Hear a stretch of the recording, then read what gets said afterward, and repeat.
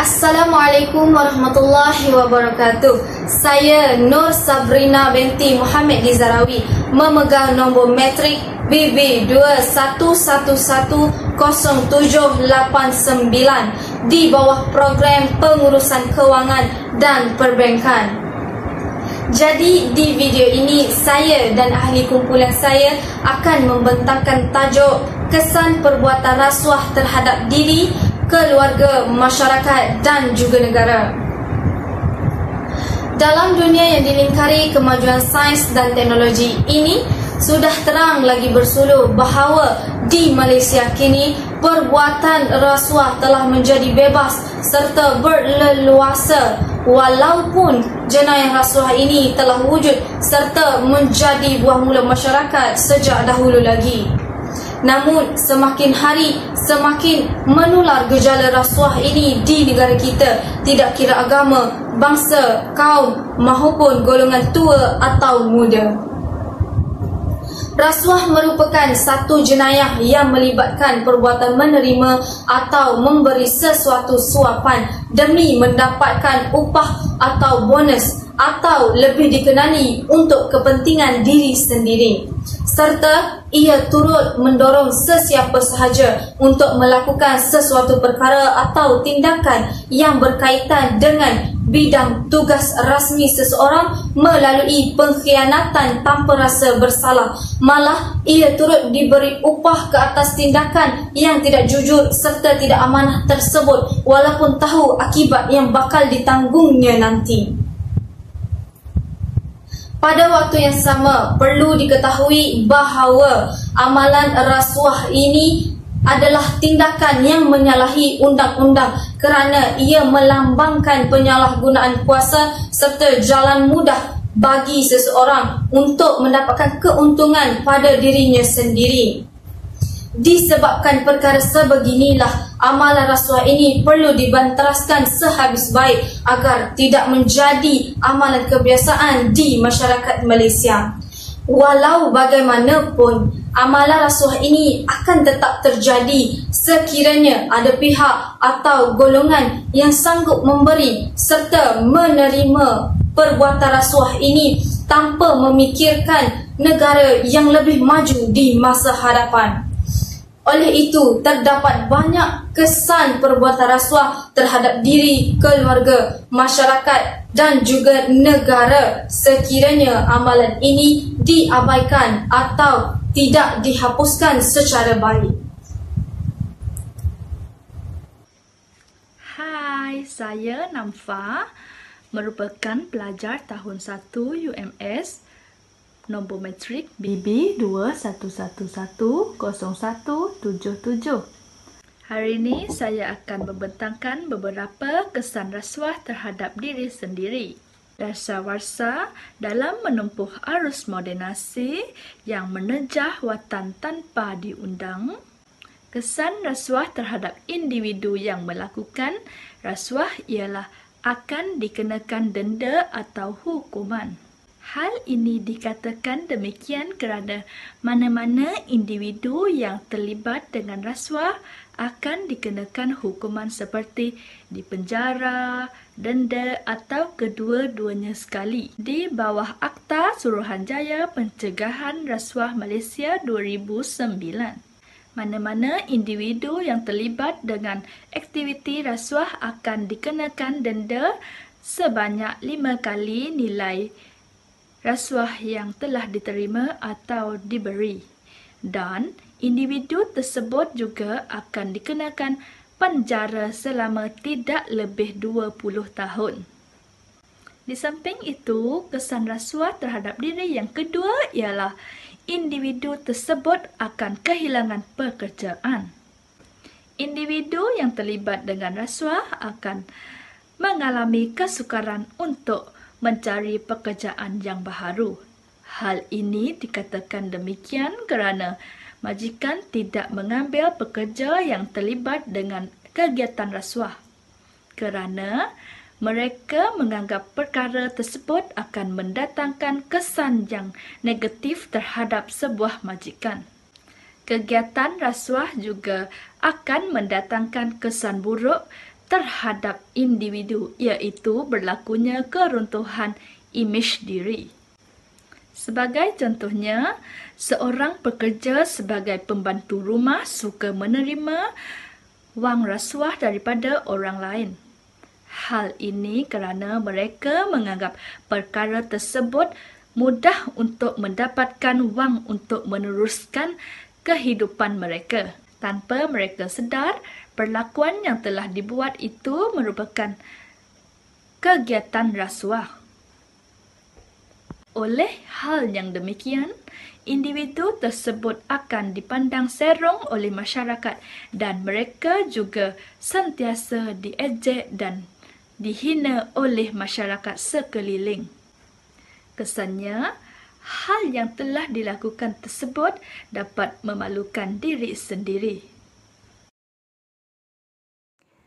Salam sejahtera saya ucapkan kepada Dr. Saiful Azri Mokhtar. Saya Elisha Lisa Hadil yang memegang nombor kad metrik BP 21110128 akan membentangkan kesan rasuah terhadap keluarga. Seterusnya, keluarga juga akan turut terkesan dengan aktiviti rasuah, yaitu rasuah akan menghancurkan keharmonian berumah tangga. Rasuah adalah haram di sisi agama. Oleh itu, sekiranya salah satu daripada pasangan terlibat dalam aktiviti rasuah, pergaduhan akan berlaku. Bukan itu sahaja, rasuah juga akan mendorong kepada kehadiran orang ketiga. Selain daripada menghancurkan keharmonian berumah tangga, rasuah juga menyebabkan keluarga terabai. Hal ini dikatakan demikian kerana aktiviti rasuah memberikan pendapatan, memberikan kemewahan yang lumayan kepada individu dan membawa kepada keseronokan duniawi. Sebagai contoh, berfoya-foya, bercuti, sehingga meninggalkan anak-anak untuk diasuh oleh orang lain. Hal ini menyebabkan anak-anak terpinggir dan kekurangan kasih sayang daripada ibu bapa. Kesan rasuah terhadap keluarga yang ketiga ialah merosakkan nilai integriti anak-anak. Ada di kalangan ibu bapa yang menyogok anak-anak untuk menutup kesalahan mereka dengan memberikan hadiah ataupun wang ringgit. Hal ini menyebabkan nilai integriti yang dipelajari oleh anak-anak di sekolah maupun kelas-kelas agama terjejas. Ibu bapa yang sepatutnya menjadi role model kepada anak-anak gagal dalam menjalankan tanggungjawab mereka. Kesannya, anak-anak akan terjerumus ke dalam gejala rasuah. Kesan rasuah terhadap keluarga yang terakhir adalah menjatuhkan nama baik keluarga. Seperti yang kita tahu, setiap gejala rasuah yang diberkas oleh PDRM akan disiarkan di berita-berita harian, media sosial, dan sebagainya. Ini memberi peluang kepada masyarakat untuk mengetahui mereka yang terlibat dalam aktiviti rasuah. Selain itu, masyarakat juga akan mengambil peluang ini untuk melontarkan hukuman mereka dan tomahan-tomahan mereka yang tidak bertapis terhadap mereka yang terlibat. Tomahan-tomahan ini tidak hanya terhad kepada pesalah sahaja, tetapi turut melibatkan ahli keluarga pesalah, termasuk anak-anak dan ibu bapa mereka sendiri, di mana anak-anak akan dipinggirkan di sekolah kerana ibu bapa daripada murid-murid lain tidak mahu anak mereka bergaul dengan keluarga yang terlibat dalam aktiviti rasuah. Selain itu, bagi ibu bapa pula, mereka akan disalahkan kerana gagal dalam mendidik anak-anak mereka sehingga terlibat dalam gejala rasuah.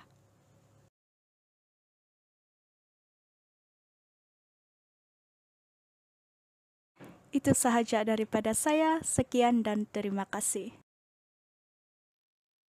Salam sejahtera, nama saya Teresa Michelle Ana Abed, nombor matriks BB18110848. Saya seterusnya akan membentangkan kesan buruk rasuah kepada masyarakat. Kesan yang pertama adalah ia dapat merosakkan keadilan sosial dan kesaksamaan masyarakat di negara kita. Ini kerana ia dapat menghakis kepercayaan masyarakat terhadap golongan-golongan bijak pandai negara kita yang kita sangka kita boleh percaya dan harapkan.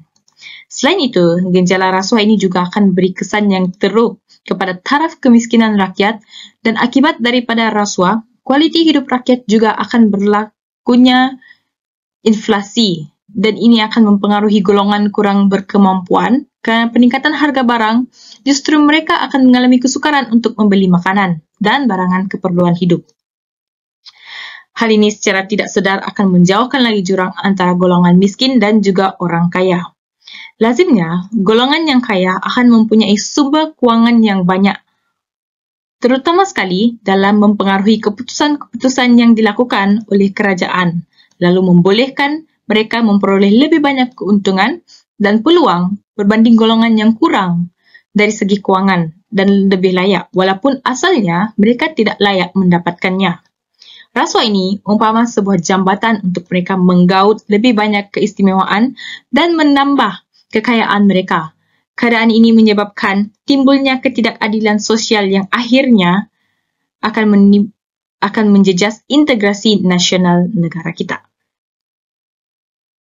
Yang seterusnya adalah rasuah mendorong kepada peningkatan kadar jenayah di negara kita. Hal ini kerana, seperti yang kita sendiri sudah sedia maklum, rasuah itu sendiri adalah satu jenayah. Akan tetapi, rasuah dipercayai adalah jalan sikat bagi segelintir pihak demi mendapatkan apa yang diinginkan, terutama sekali dalam bidang yang melibatkan perniagaan. Sebagai contoh, kebiasaannya rasuah berlaku berkait rapat dengan kumpulan pejanayah yang mencuba untuk menguasai sesuatu perniagaan. Justru pergaduhan dan kemudiannya tercetus yang berpotensi membawa kepada kes pembunuhan, rompakan dan penculikan. Yang ketiga adalah kelemahan penguatkuasaan undang-undang. Kes rasuah ini dapat membuktikan kepada masyarakat akan kelemahan penguatkuasaan undang-undang di negara kita. Wujudnya kelemahan penguasaan undang-undang ini adalah kerana setiap kali berlakunya rasuah, maka pemerintah akan kehilangan hasil atau segelintir daripadanya tergelincir daripada tindakan-tindakan yang sepatutnya. Umpamanya, jika cuai terhadap sesuatu yang telah dilakukan, maka pemberian wang rasuah telah menggantikan cukai yang sepatutnya dikutip dan manfaatnya akan dinikmati oleh segelintir pemberi rasuah. Hal ini mendorong kepada impak yang besar yang mana pentadbir sesebuah negara akan menjadi kucar-kacir dan semakin hari semakin tidak adil. Umpama integriti dan ketulusan masyarakat di negara kita adalah sangat nipis.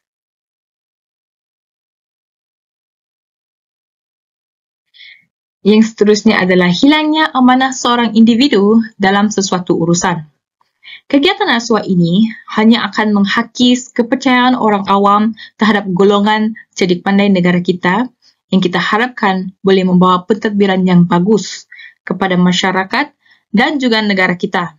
Namun, kerana rasuah, ketulusan dan integriti mereka dalam mewakili rakyat juga diragui dan menimbulkan kerisauan dalam hati masyarakat kita.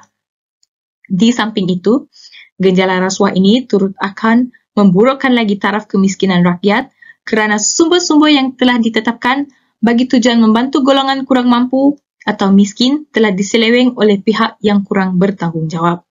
Oleh itu, kepercayaan rakyat terhadap wakil rakyat kita sendiri semakin menipis dan masyarakat hidup dalam keadaan yang sentiasa meragui pemerintahan kerajaan. Assalamualaikum kepada Dr. Saiful Azri bin Mokhtar, pensyarah subjek anti rasuah dan integriti kod UL 03502 dan rakan-rakan sekalian. Saya Muhammad Daniel bin Azmi, nombor matrik BA21100697, ingin membentangkan kesan rasuah kepada negara. Terdapat 3 kesan rasuah kepada negara. Yang pertama adalah kemasukan senjata api, dadah, judi, pelacuran dan anasi-anasi lain dalam negara. Negara boleh menjadi tidak stabil kerana kebocoran benteng-benteng yang akan menyebabkan huru-hara dan menggugat keselamatan rakyat di dalam negara tersebut. Ini berlaku kerana mereka boleh membayar, boleh merasuah penguatkuasa benteng negara yang boleh menyebabkan anasi-anasi ini boleh masuk dalam negara. Contohnya di Afrika, di mana terdapat banyak senjata api yang masuk secara haram, yang menyebabkan banyak tertubuhnya kumpulan-kumpulan militan dalam negara tersebut yang menggugat keselamatan rakyat di negara tersebut. Seterusnya, ia boleh meluaskan jurang perbezaan kaya dan miskin. Contohnya, kekayaan orang politik yang melakukan rasuah amatlah ketara, malah mereka kebal di sisi undang-undang. Yang kaya semakin kaya, yang miskin semakin miskin. Rakyat seperti B40 dan sebagainya amatlah susah, manakala orang-orang yang melakukan rasuah amatlah senang hidupnya, malah kekayaannya membuah-buah. Seterusnya, yang terakhir, ia boleh melindungi penyenayah dan masalah jenayah boleh berleluasa.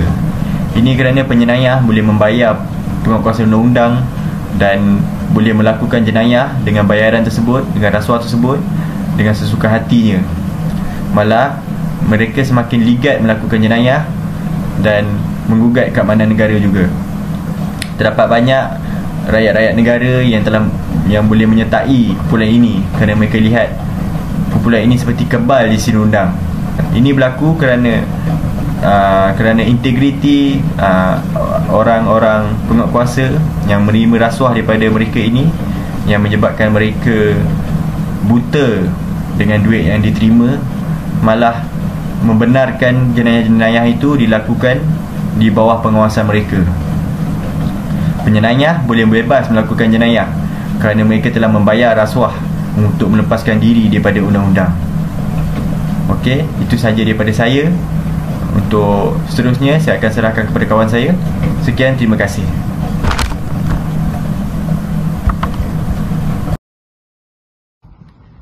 Hai, Assalamualaikum. Nama saya Nur Fatin Farhana binti Nur Afian, memegang nombor matriks BB21110594 di bawah program pengurusan kewangan dan juga perbankan. Tambahan daripada kesan perbuatan rasuah yang dinyatakan tadi, boleh juga kita katakan bahawa maruah agama juga akan tercalar. Kita sebagai manusia juga akan dilaknat oleh Allah dan juga mendapat dosa. Allah berfirman di dalam surah Al-Ansar yang bermaksud, wahai orang-orang yang beriman, janganlah mengkhianati Allah dan Rasulnya, dan janganlah kamu mengkhianati amanah-amanah yang diamanahkan kepada kamu sedang kamu mengetahuinya. Jelas sekali perkara ini memberi kesan buruk kepada individu, termasuk kemerosotan moral atau maruah, pengangguran, hilang kepercayaan masyarakat dan sebagainya. Pada masa yang sama, kesan negatif rasuah terhadap masyarakat dan negara termasuk ketidakadilan yang disebabkan oleh perampasan hak orang tertentu, perlindungan dan galakan jenayah, kesan ke atas kecekapan dan integriti pentadbiran, kesan ke atas kestabilan dan keselamatan sosial dan politik, dan pengurangan kualiti kerja. Sudah terang lagi bersuluh, perkara inilah yang mengundang kepada kelaknatan Allah terhadap hamba-Nya.